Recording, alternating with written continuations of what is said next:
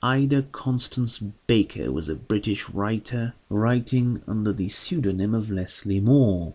Born in 1888 in Stuston, Suffolk, the daughter of Oswald Baker and Catherine Mary Moore. She moved to Myanmar at the age of 2 months and would not return to England until the age of 7. She was educated at Queen's College, entering it in 1903 upon the death of her mother. It was there she would meet writer Katherine Mansfield, who would eventually become her partner. She would later study to become a professional violinist. Meanwhile, her father and family moved to Rhodesia to start a farm in 1910.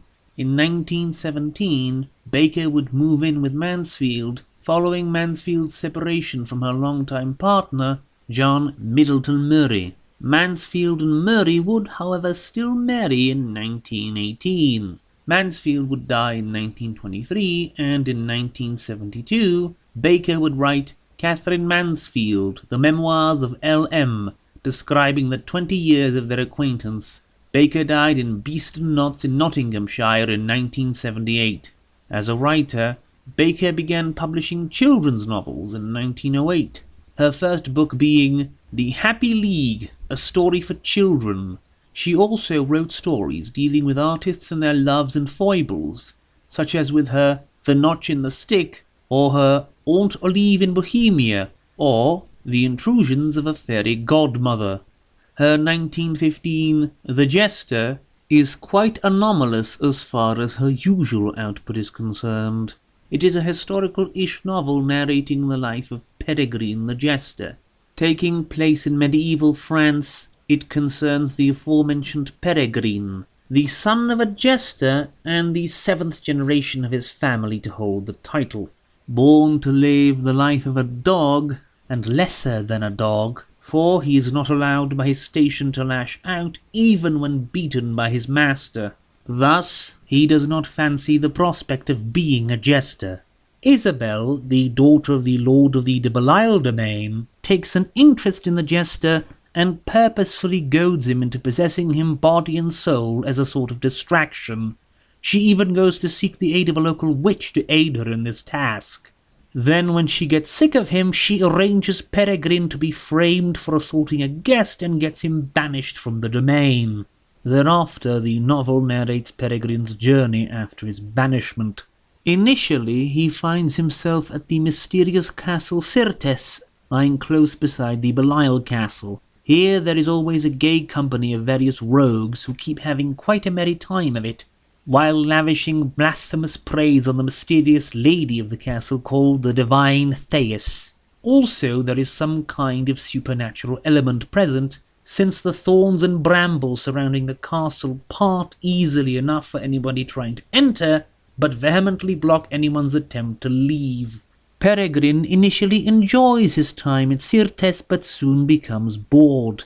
Then he has a vision of a mysterious woman and feels he must find her wherever she may be. Thereafter, Peregrine travels from place to place begging his bread, travelling through the worst weather, spurred on by the vision of the woman.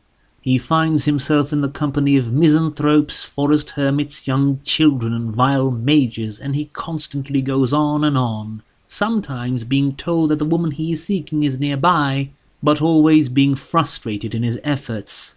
The book concludes with him meeting an undercover cardinal who introduces him to the woman in question, and the novel then just ends.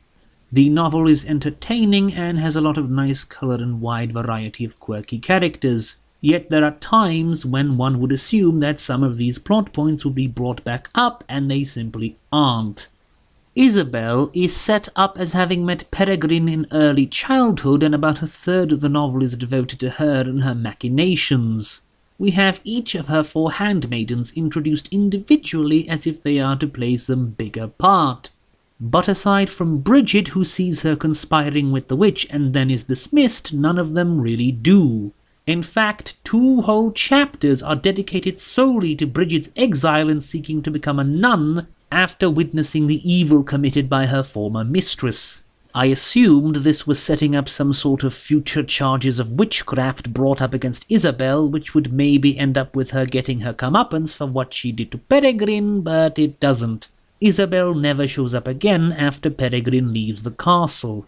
Even more so, Castle Syrtes is described as being a place of ill repute, housing all manner of riffraff and controlled by a mysterious woman demanding oaths of allegiance, proclaiming her a goddess, while drinking wine which is implied to be spiked with something unusual. But Baker abandons this plotline entirely as well, which just confuses me. I am halfway convinced this was all supposed to play a bigger role in the story originally before it just didn't. The novel ending without even explaining who exactly the mysterious dream woman is would indicate that as well.